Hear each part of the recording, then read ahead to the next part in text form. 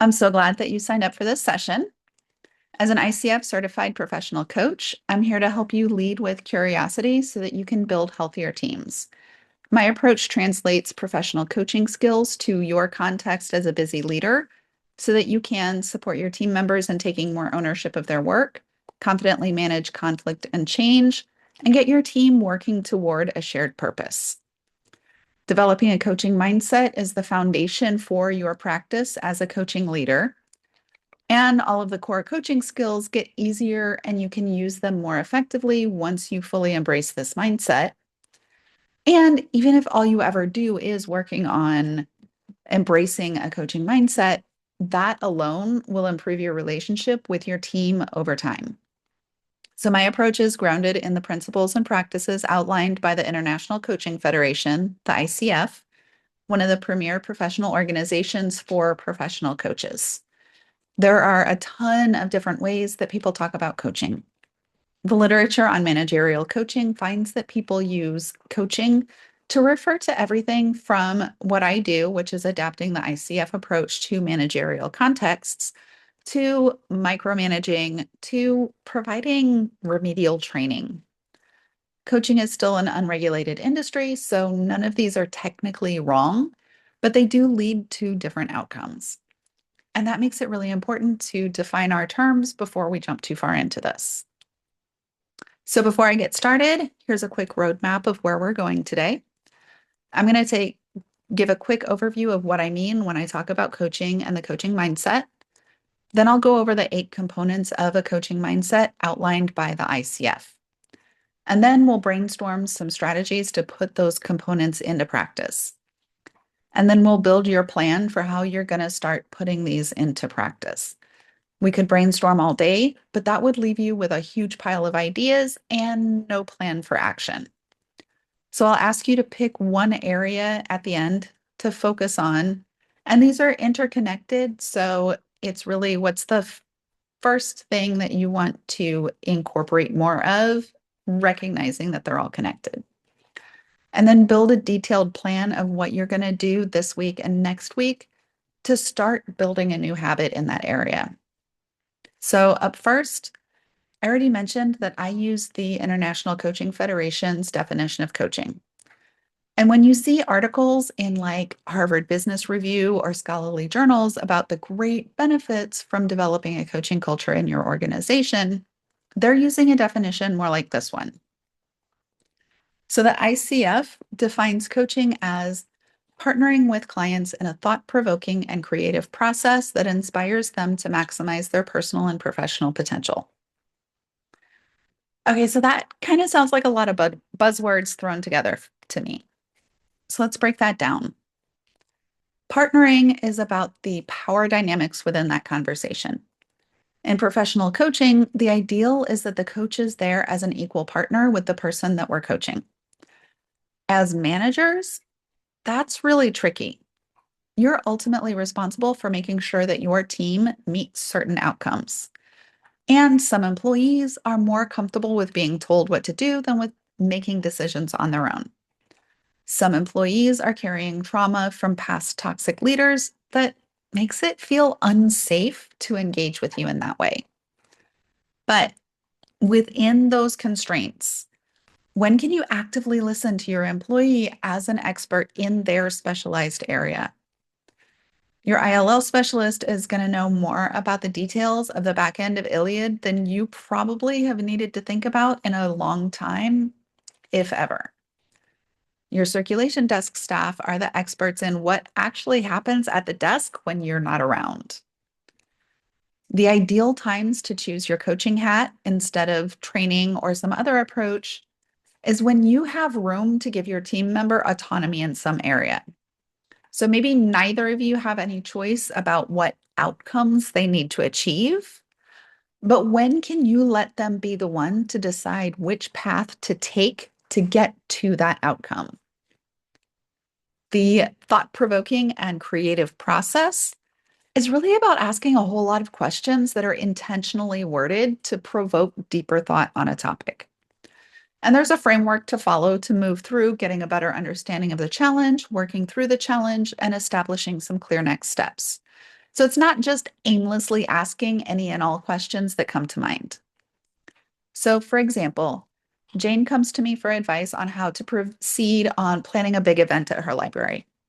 She has a few different ideas about how to handle a part of the process, but they all come with some pros and cons, and so she's stuck in decision paralysis. Instead of jumping in with how I would do things, I might start by asking what ideas she's already thought of, and then ask more questions to explore each of the different options. And then ask more questions that help Jane move toward a decision. Sometimes these questions lead to a new idea that Jane hadn't thought of before. Sometimes it helps Jane articulate a concern that leads her to discard one of those options and get more comfortable with a different one. Sometimes it gives Jane space to tell me that she needs me to be willing to do some part of it. Maybe she already reached out to some people without getting a response and feels like my higher ranking title would make it easier to get them to actually pay attention to the request. Whatever the outcome is, this process inspires Jane to maximize their personal and professional potential by showing that I believe Jane has already thought through this and has some great ideas to bring to the table. That communicates that I trust Jane's competence as a professional. And that builds Jane's confidence in her own abilities and Jane's trust that I'm going to support her choices instead of jumping in to micromanage the process the minute she suggests something that wasn't exactly what I would have done. So I'm there supporting Jane by helping Jane work through the challenge. This isn't just go figure it out by yourself. Sometimes I may have some information to share that would be useful for Jane to know about, but within this approach, I trust Jane to make the decision about what to do with that information. So, along with this definition, the ICF created a set of core competencies that guides their training and assessment of coaches for certification. The second core competency is embodies a coaching mindset, develops and maintains a mindset that is open, curious, flexible, and client centered. So, this means being open to learning new ideas, considering new perspectives, and even open to being wrong sometimes. As you might guess from the title of this workshop, the curious part is what stands out most for me, but of course, they're all connected. If you're going to really engage your curiosity, you have to be open to learning and flexible about where that learning leads you. Of course, the ICF is focused on professional coaches and their coaching clients. So, this is about staying focused on how I can best support the person I'm coaching instead of what I think would work for me.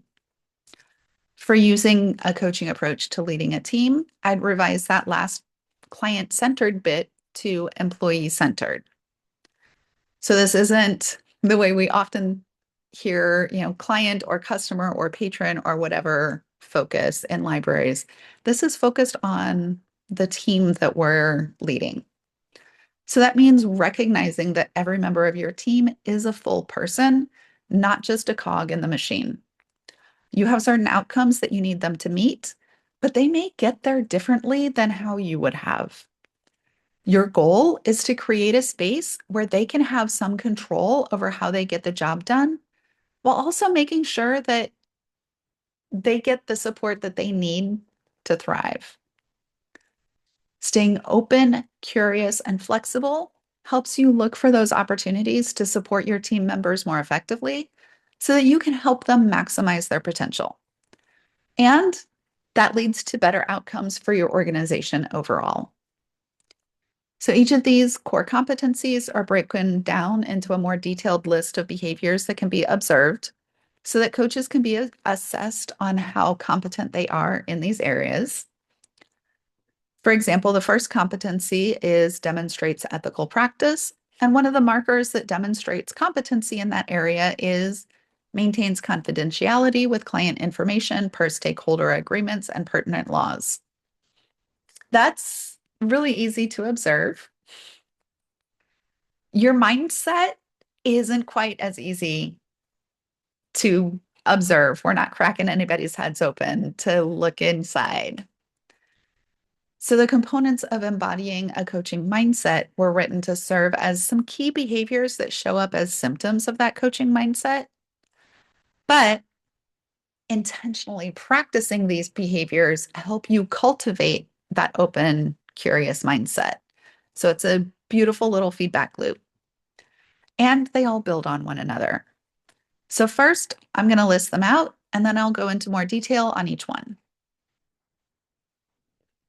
So, acknowledges that clients are responsible for their own choices, engages in ongoing learning and development as a coach, develops an ongoing reflective practice to enhance one's coaching, remains aware of and open to the influence of context and culture on self and others, uses awareness of self and one's intuition to benefit clients, develops and maintains the ability to regulate one's emotions, mentally and emotionally prepares for sessions, and seeks help from outside sources when necessary.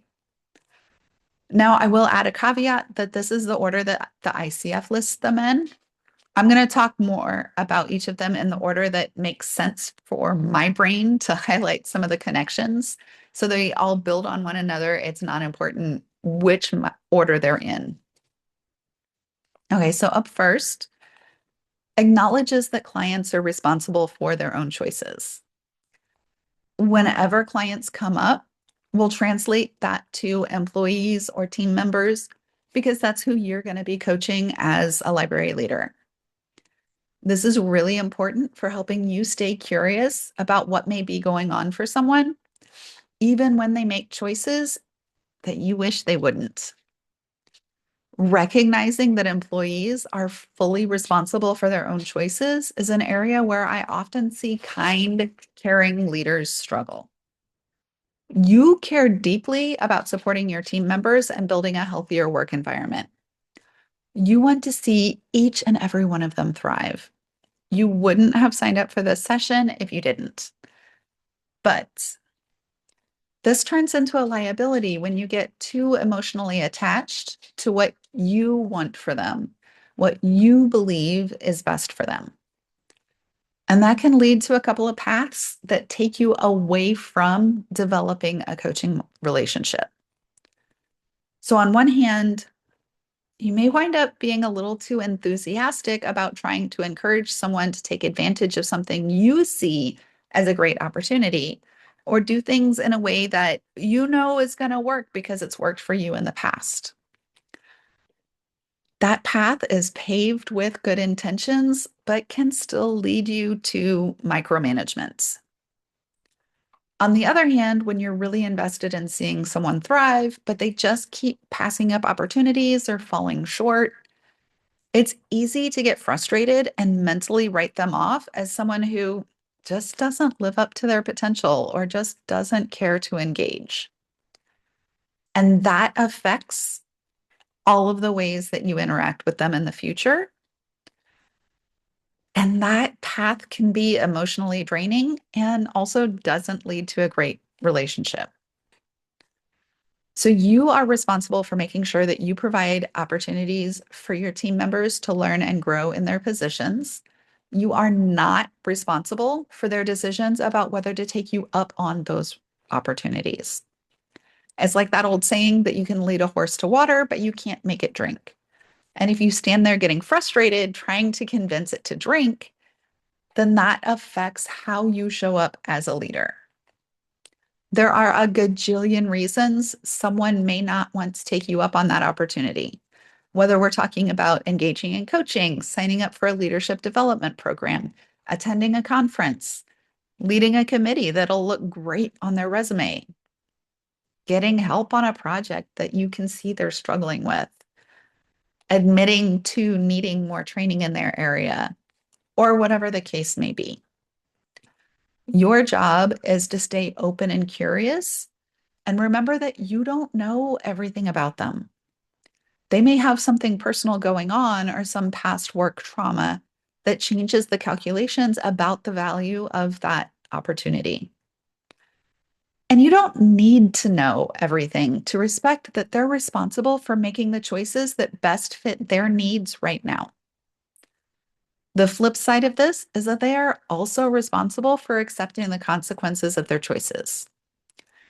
I've also seen too many situations in which kind, caring leaders allowed a toxic situation to go on for way too long because the leader treated explanations as excuses to let things slide. When we respect that employees are responsible for their own choices, that means we also have to follow through on enacting consequences for those choices. Of course, there's a big difference here between the consequences of missing out on some great opportunity while still meeting or exceeding expectations, and the consequences for the sort of thing that involves HR procedures. So there's a whole lot of complexity that I'm skimming over right now. But the point is that being curious and compassionate doesn't mean that you just let everything slide. It means that you stay curious, open, and flexible to support them in finding the path that works best for them to meet their goals and produce the outcomes that they're responsible for. And if they choose not to accept that support, you remember that you can't possibly know all of the factors that go into the decisions that they're making. They're not, insert whatever insulting term comes to mind here, they're just doing calculus with factors that you don't know about. Okay, remains aware of and open to the influence of context and culture on self and others. I was an anthropologist before I became a librarian, so I could go on all day about this one, but I won't. This is really important for cultivating your curiosity because it opens space to be curious about where someone's coming from, what experiences led them to the opinion or the decision that they're making. Culture includes a whole web of social structures and assumptions about the world that shape our interactions with one another. Those structures affect what opportunities and resources we have access to and how other people treat us. That includes everything from differences in how we communicate, language is a structure, to structures of racism, sexism, ableism, and so on. Culture also encompasses the assumptions that we make about how the world works and what counts as common sense. These are all of the things that we just take for granted because it's the only way we've ever seen it done. Most people rarely even think about these assumptions or question them until they come up against a situation that prompts them to explore it. Maybe they meet someone who has a different set of assumptions. Maybe they travel internationally and see a completely different way of doing things. So, if culture is about all of that stuff that's bigger than any one person, including stuff that we don't even always think about, then context is where we get into the specifics of each person's individual lived experience. Some of that's shaped by the particular combination of structural harms each person has experienced, and some of it's just individual traits and chance. So there are certain structural positions that may make you more or less likely to experience traumatic workplaces, but anyone and everyone can experience a toxic leader or harm from legacy toxicity. All of your past work experiences combine to shape how you interpret each new interaction with your boss and your team. If you've had several past supervisors and mentors who used a coaching approach, whether they would call it that or not, then you're a lot more likely to be open to being coached by your next supervisor. On the other hand, if your last supervisor was abusive and a micromanager, then you're probably going to take a long time to feel comfortable being open to being coached. If your last boss went off on you every time you took initiative and did things in a way that was not exactly how that micromanager would have done it, then you're probably going to start to learn that it's best to not take any initiative and that you should always just ask them how they want the task done.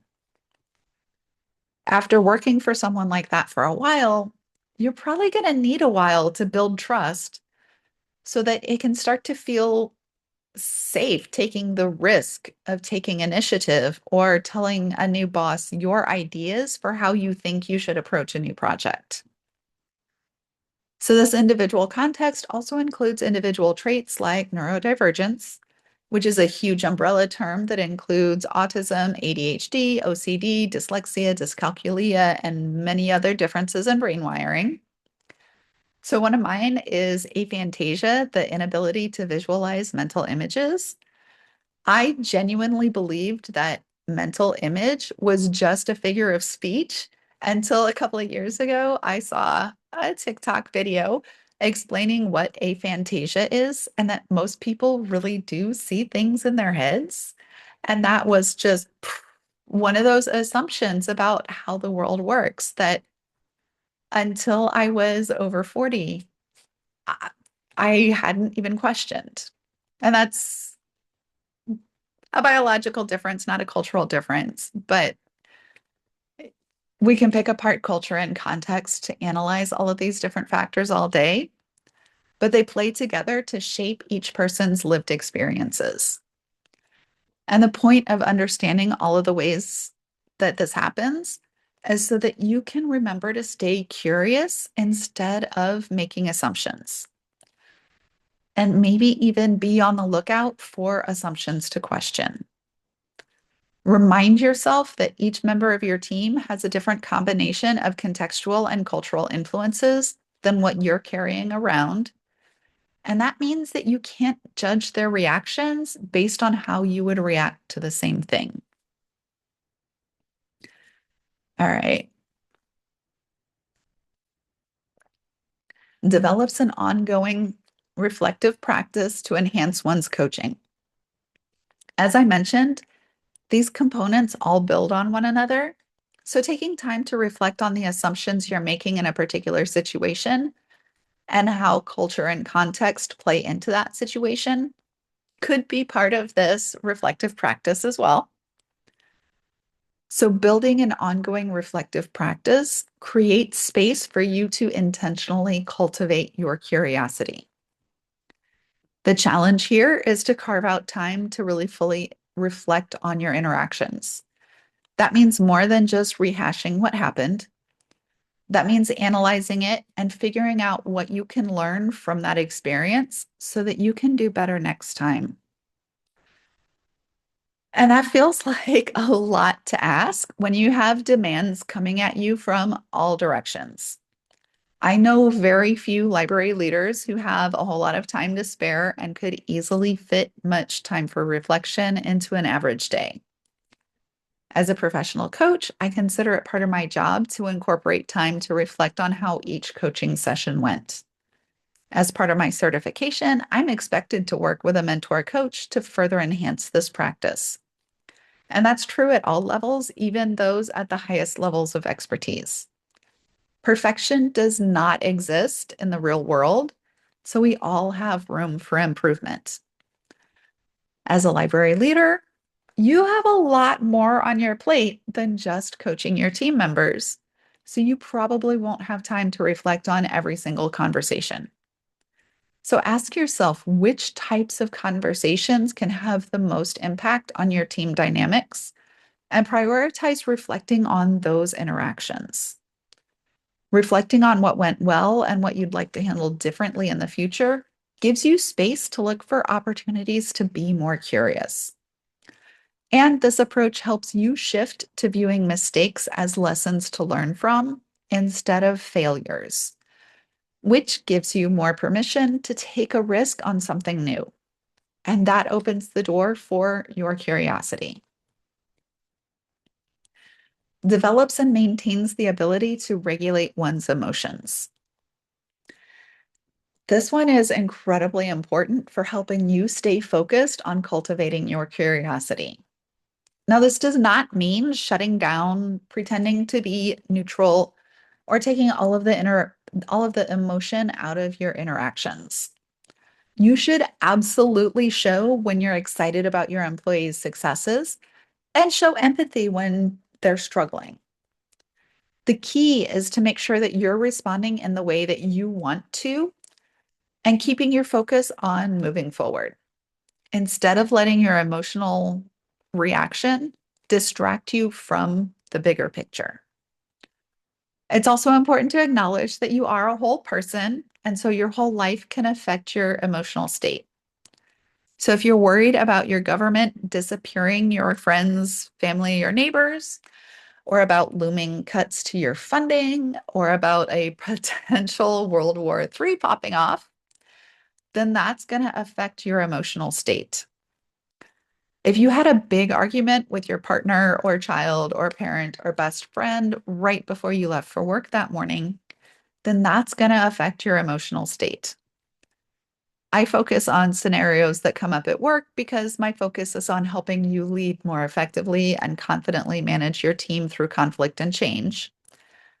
But remember that the importance of regulating your emotions applies to all of your emotions.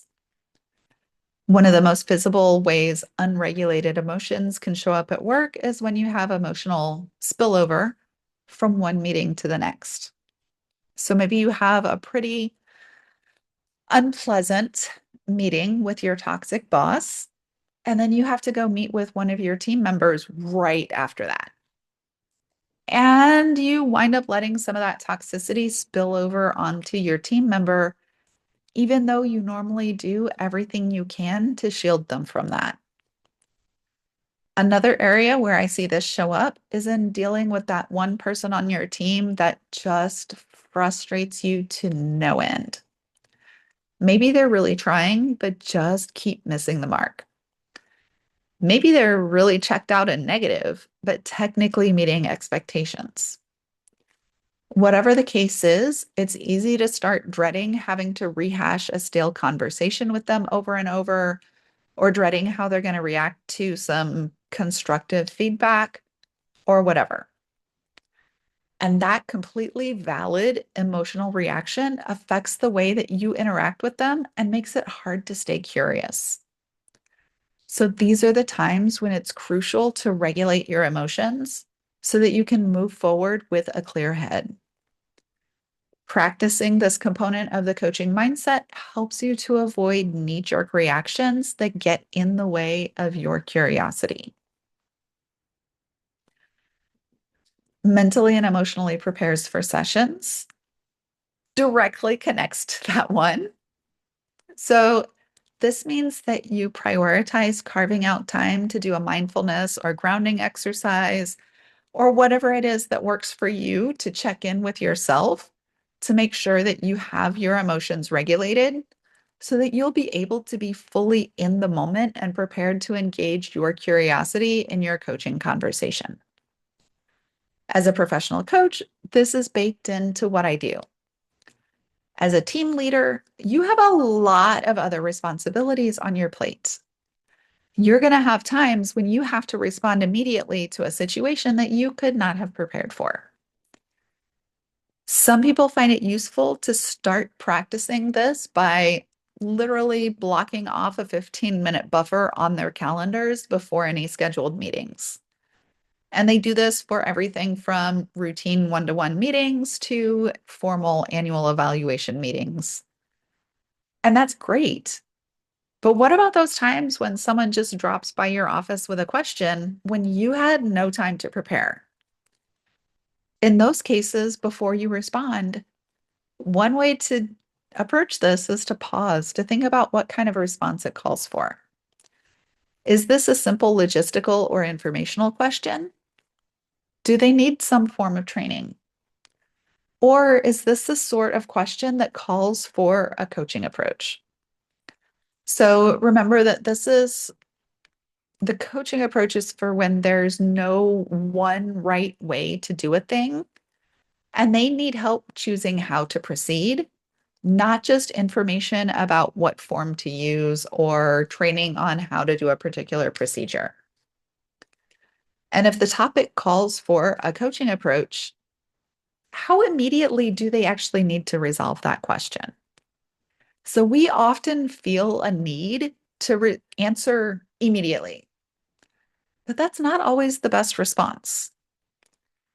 So in those cases, what if you responded with something like, that's a good question. I'm focusing on this other thing right now, and I don't want to give you bad advice just because I'm distracted. Can we plan to meet to talk about that later this afternoon, say 3 p.m.? So that response shows that you care about them enough to want to be fully present and give them the best support that you can while giving a clear timeline for when you're going to be ready to do that. So it's not just put off to a later that may never actually happen. You're setting a time when you're going to be able to do that.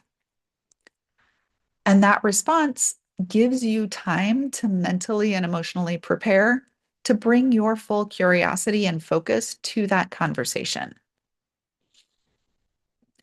Seeks help from outside sources when necessary. So, this one's ultimately about remembering that you don't have to be the one who always has all of the answers. And that makes it okay to admit to not knowing everything and put your energy into being curious about the possibilities instead. Now, that's written for professional coaches who only focus on coaching their clients. So, I'll start with that side of things and then add my 2 cents about how I'd modify that for managers. So, when I'm working individually with a client, it's important for me to stay aware of what is and is not within my wheelhouse to help them work through. For example, coaching is not therapy, and I don't have the appropriate training to address mental health issues. Coaching can complement therapy, helping you implement changes that you want to make based on the things that you're learning in therapy, but is not a replacement for therapy. So, when I notice that somebody really would benefit from therapy, my job is to refer them to a qualified mental health professional instead of trying to provide support that I'm not qualified to give. Coaching is also different from consulting. Some coaches offer both. Consulting would be eh, analyze the situation and here's my response on how you should handle this. So it's important to recognize when somebody needs that outside analysis done versus when they need coaching. This is about choosing the best tool for the particular challenge at hand.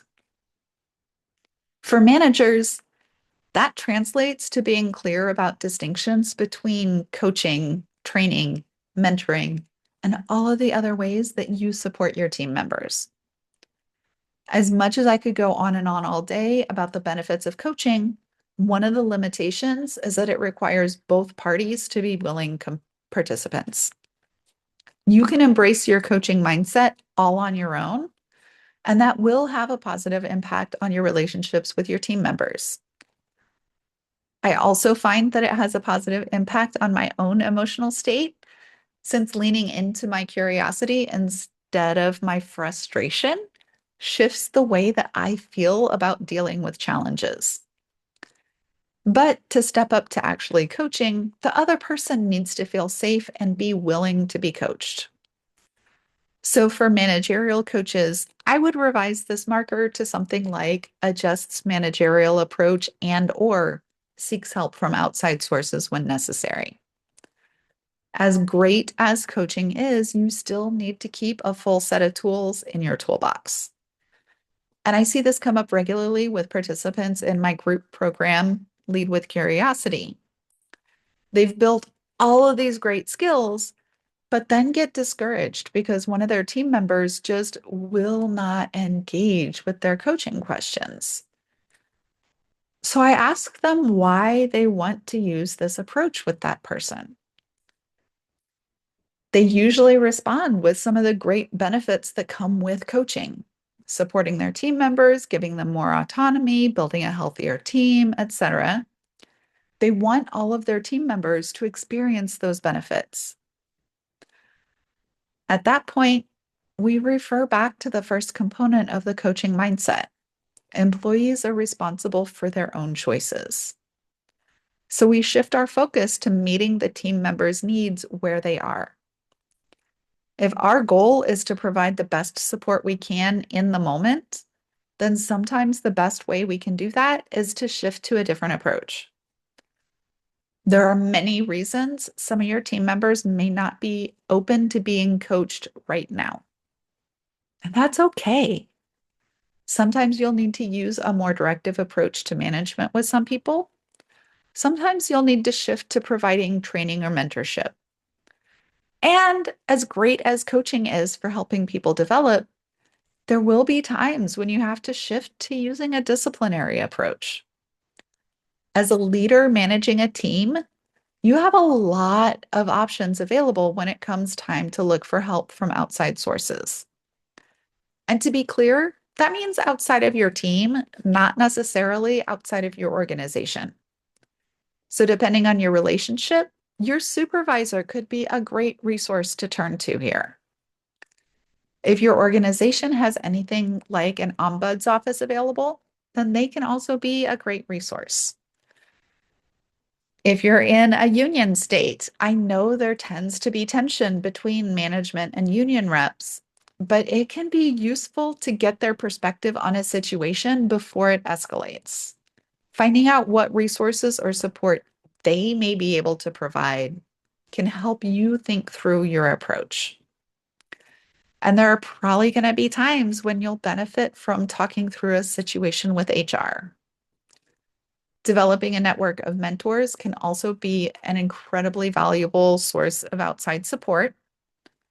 One challenge there is that there may be times when you'll need to be careful about how much you share, unless you really fully trust them to keep everything you share confidential.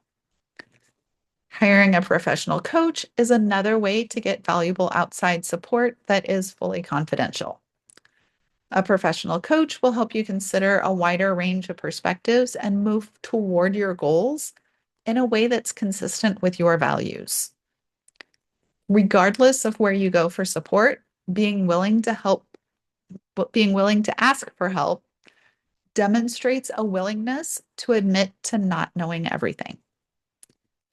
So when you intentionally practice being curious about the wide range of options out there for support, you remind yourself that you don't have to know everything.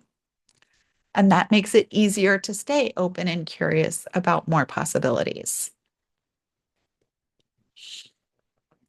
Uses awareness of self and one's intuition to benefit clients. Self awareness and intuition are words that I hear thrown around a lot, but not always clearly defined. So let's take a moment to be clear on what I'm talking about here. So, self awareness includes how you experience and understand your own character, feelings, motives, and desires. So, this is more than just being aware of your body and your environment. It's going beyond that to examine why your body is reacting in a particular way to an interaction or a particular space. And then intuition is even more important to define. Some people think of intuition in very superstitious terms, as though it's some sort of paranormal extrasensory perception.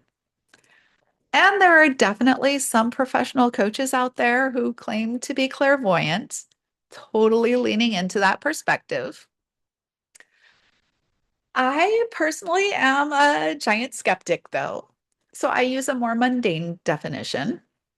My understanding of intuition is that my subconscious brain is processing a bunch of data that my conscious brain just doesn't have the capacity to pick up on. We're taking in so incredibly much sensory data every second, but our conscious brains only have so much bandwidth. So they have to pick and choose which bits to prioritize. The overflow lands in the subconscious brain to be processed or discarded. If you've attended an implicit bias training in the past decade or so, then that line might sound familiar. This ability to process data in the background helped us survive as a species for hundreds of thousands of years. But our environment has changed dramatically in the past couple thousand years, and that change sped up exponentially in the past 200 or so years. Now, this background processing can still be incredibly beneficial, but it can also let discrimination creep in. And that's where I draw the line between intuition, which can help you navigate a sticky situation, and implicit biases that hurt your team. And that brings us back around to self awareness. To use this background processing power to benefit your team members, you must take the time to reflect on what your intuition is telling you and examine how context and culture are affecting those outputs. So when you get a gut feeling about something, take the time to reflect on what's leading you to feel that way. What implicit associations might be influencing your subconscious processing of that situation? And then use your judgment to decide whether it's something you should ask them about. If you realize that this is an implicit bias, then let it go. But maybe you realized that something they said really could have meant something other than what you thought they meant, and you should check in and make sure y'all are not having a misunderstanding. Or maybe there was something in the tone of their voice that you didn't register in the moment, but suggests that there's something going on that you didn't realize. And you should check in to see how you can better support them. Continually growing your self awareness helps you to see new things to be curious about. The more that you examine why you react the way you do, the more questions that opens up about how someone with different experiences might react to similar situations. Listening to your intuition can also lead you to ask new questions as you notice things that your conscious mind wasn't able to fully process. All right. And then the last one engages in ongoing learning and development as a coach. For your position as a leader, we could adjust that to ongoing learning and development as a leader, hopefully choosing leadership development opportunities that align with this coaching mindset and a coaching approach. So, my background in libraries was as an instruction librarian in a context where I had a lot of opportunities to learn about and practice critical pedagogical practices. I don't remember coaching ever coming up in those discussions, but that learner centered, strengths based approach set the foundation that eventually led me to professional coaching. So, no matter what area you focus on, there are plenty of opportunities to develop in your field in ways that will support your coaching mindset.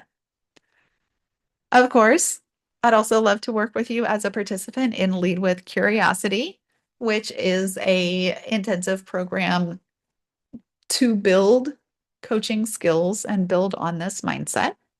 But this component isn't just about enrolling in formal training programs or courses or anything like that.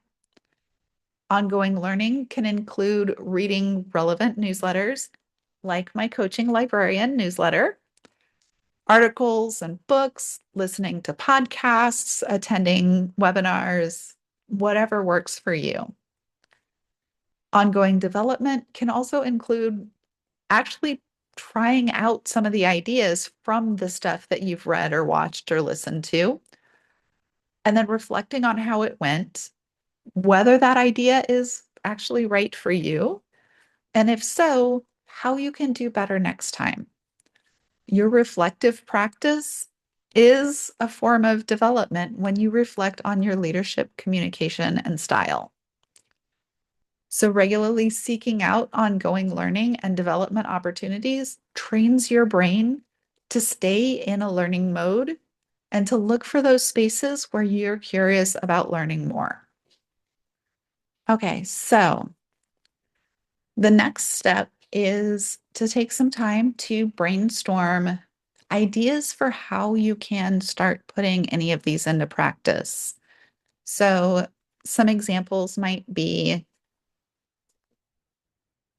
develops an ongoing reflective practice to enhance one's coaching, start journaling or start audio journaling by talking to your notes app while you're out for a walk. Um, Remains aware of and open to the influence of context and culture on self and others. Maybe that's taking a Library Juice Academy course on a diversity or inclusivity topic. So there's a lot of ideas that could come up in a brainstorming session. And then the next step is taking some time to prioritize. So picking just one component to focus on first, recognizing that they're all interconnected, but picking one component, one place to focus to start makes it a little bit more manageable and makes it bite size.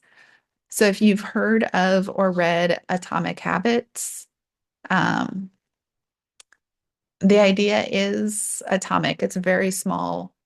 You start making small changes so that it's sustainable instead of trying to change everything all at once and getting overwhelmed. So pick just one and then build your plan. So take a few minutes to think through how you want to actually start practicing the component that you chose to focus on. And this could be picking an idea from the brainstorming session or coming up with something new. And then dig into specifics. So if you said that you are going to start a more reflective practice,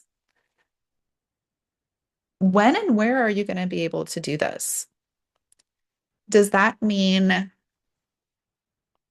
every evening you're going to spend 10 minutes just writing down the top three reflections of your day? Or maybe on Friday afternoons, block off 30 minutes on your calendar to reflect on how the week went. Or maybe Monday morning, reflect on priorities for the week. Putting that like idea of what timing, what structure is going to work for you helps you actually to do it. What format works best for you? Do you want to do a journal? Do you want to find a friend to have these conversations with? Um, if you're interested in more learning, do you want to read a book or do you want to do webinars? Do you want to do a formal class? What works for you? What's going to remind you to actually do this? How are you going to hold yourself accountable? Who might support you or help you with that accountability? And then how are you going to celebrate your progress? And it's not just completion, it's progress along the way, because that's what's going to help you stay motivated.